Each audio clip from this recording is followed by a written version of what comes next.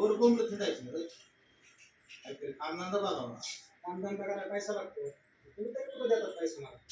अरे माझ्या मागे हे कर्ज झालं रे. तुला काय सांगू?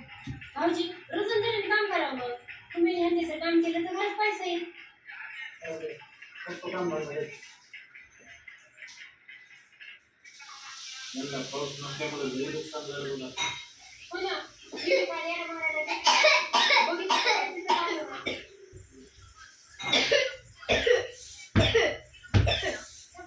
पूर्ण पीक झडून टाकतंय.